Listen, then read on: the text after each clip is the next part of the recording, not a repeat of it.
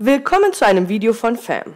Heute die 15 merkwürdigsten Dinge, die man in den Medien lesen und hören konnte während der Nothing But Love Welttour 2010. Auf Platz 15. Whitney Houston kann nicht mehr so singen wie früher. Überraschung, wer hätte das gedacht? 25 Jahre nach ihrem Debütalbum klingt die Sängerin nicht mehr so, wie sie es einmal getan hat. Mancher Kritiker meint, dies sei ein ernsthaftes Argument.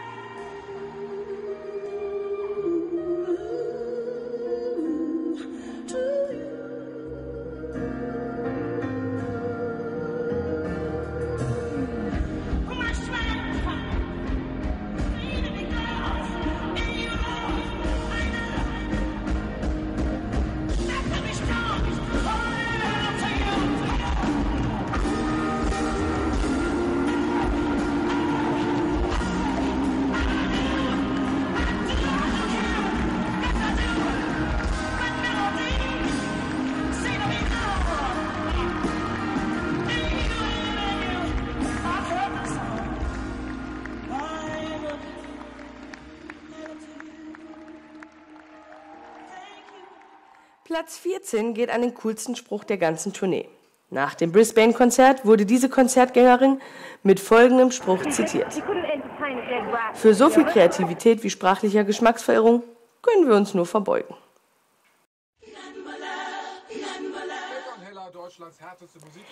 Ähnlich einfallsreich, wenn auch nervig, waren folgende zwei Herrschaften auf Platz 13, Becker und Heller.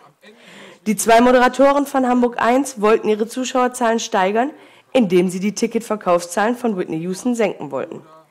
Die Diva hat dennoch mehr Tickets verkauft als Lady Gaga und Alicia Keys beispielsweise. Wir bleiben in Hamburg auf Platz 12. Die Mopo, Morgenpost, konnte dank intensiver Nicht-Recherchen herausfinden, dass auch Whitney Houston ein Körperdouble besitzt. Ob die Doppelgängerin wohl auch die Konzerte gegeben hat? Dass Whitney Houston kein sehr gutes Gedächtnis hat, scheint sich bei den Medien als Tatsache etabliert zu haben. So hat die Bild-Zeitung geglaubt, herausgefunden zu haben, dass die Zettel, die bei jedem Konzert in der Tat auf dem Boden angebracht wurden, die Liedtexte enthielten. Schlechtes Gedächtnis aber Adleraugen, um die Liedtexte von mehr als 1 Dutzend Liedern lesen zu können. Diesem Widerspruch gebührt Platz 11. Auch wenn Whitney Houston nach eigener Aussage nicht twittert bzw. wittert, bei dieser Tournee hat diese Kommunikationsform eine große Bedeutung angenommen. Nicht immer zum Positiven, wie Platz 10 klarmacht. So ist noch während eines Londoner Konzerts durch Dean Piper und weiterverbreitet durch Paris Hilton das Gerücht aufgekommen, dass sie 2 männliche Besucher als schwul beschimpft haben soll. Das hat sich später als falsch erwiesen, genauso wie die Behauptung, sie hätte in Nürnberg auf der Bühne geraucht. Bis in die Überschriften von dpa-Meldungen hat es das Gerücht auf Platz 9 geschafft. Whitney Houston soll bei ihrem Berliner Konzert laut ins Mikrofon gerülpst haben. Seltsam, dass es von allem eine Aufnahme gibt, nur nicht davon. Also auch hier eine Presseerfindung. Das Mediendrama nahm seinen Lauf in Australien. Dort soll sie hinter der Bühne zusammengebrochen sein und laut nach Wasser geschrien haben. Ihre Familie soll ihr sogar dazu geraten haben, die Tour abzubrechen. Auch dies wurde nie nachgewiesen und ist bei unserer Top 15 auf Platz 8. Wer glaubt, es kann nicht bizarrer werden, der kennt den National Enquirer nicht, der sich sowohl für Platz 8 als auch für Platz 7 verantwortlich zeichnet, auf dem das Gerücht platziert ist, dass Whitney Houston mit ihrem Ex-Ehemann Bobby Brown wieder zusammen sein soll. Nur wenige Wochen nach dem Gerücht hat er sich mit seiner neuen Freundin verlobt. So viel zum National Enquirer. Dem amerikanischen Revolverblatt Konkurrenz machen kann aber auch InTouch, wofür es Platz 6 gibt. Diese wollen von einem gewissen Marlon David, zu Deutsch Hans Kasper, erfahren haben, dass Whitney Houston zusammen mit dem zuvor erwähnten Ex-Mann in einem US-Restaurant gekokst hat.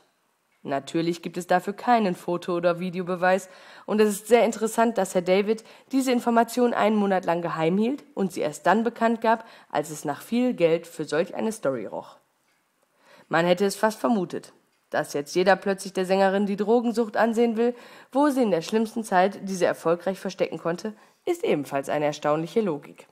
Aufgebracht verlassen Hunderte das Konzert noch Erstaunlich sind auch viele Methoden der Medien, die Platz 5 verdienen. So haben die Interviewer für TV-Berichte den Saal bereits nach einer Stunde verlassen, um unzufriedene Besucher abzufangen.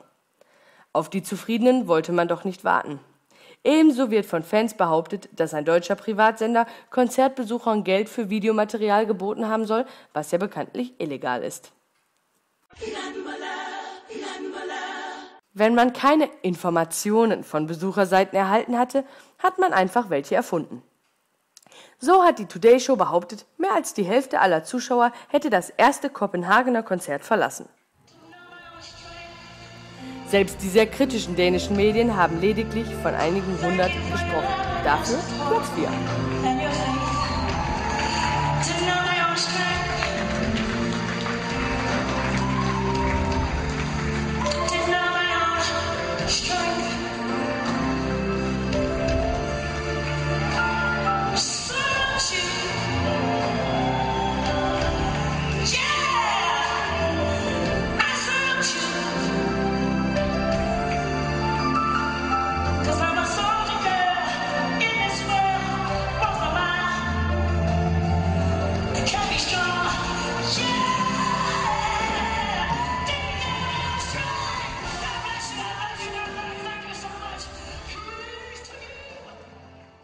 Auf Platz 3 wird es noch abwegiger. Wer nicht glauben will, dass Musikkritiker schon mit fertigen Artikeln in die Vorstellung gehen, dem hat Yahoo das Gegenteil bewiesen.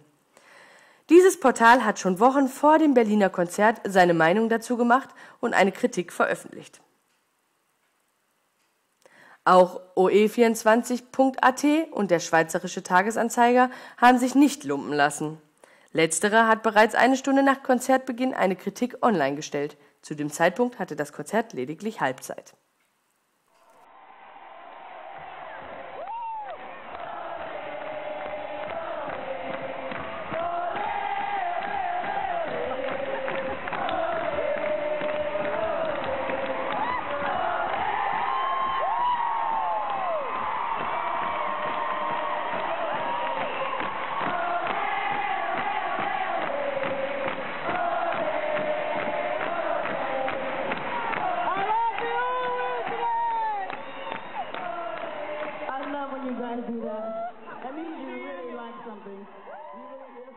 Sehr makaber wird es auf Platz 2.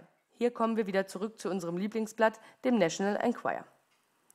Dieser hat von einem ominösen Promi-Hellseher erfahren, dass Whitney Houston nur noch 5 Jahre zu leben hätte. Auch Arnold Schwarzenegger wurde mal 5 Jahre Restlebenszeit vorhergesagt. Das ist aber länger her als 5 Jahre und er hat sich dagegen gewehrt. Whitney Houston tut es nicht und der National Enquirer darf seine Geschmacklosigkeiten weiterhin verbreiten. Dafür ein Pfui. Den ersten Platz belegt die sensationelle Nachricht von Whitney Houstons Zunahme. Manchen Medien scheint es neu zu sein, dass Menschen an Gewicht zunehmen können. Die Bild wollte menscheln und hat ihr gleich einmal eine Schwangerschaft angedichtet. Stimmt nur leider nicht. First, I want to say I'm not pregnant. This is my regular belly. Okay. And I'm not pregnant either. Von Artikeln, die sie mit einem Wal verglichen, bis hin zu Berichten von angeblichen Fressattacken hat man sich einiges einfallen lassen. Dänische Paparazzi mussten die Sängerin einen ganzen Tag lang im Vergnügungspark verfolgen, um Bilder davon zu erhalten, wie sie ein Eis, ein Sandwich und Popcorn isst. Für die größte Nichtigkeit und leider auch aktuellsten und skandalösesten Hype gibt es den verdienten Spitzenplatz. Herzlichen Glückwunsch!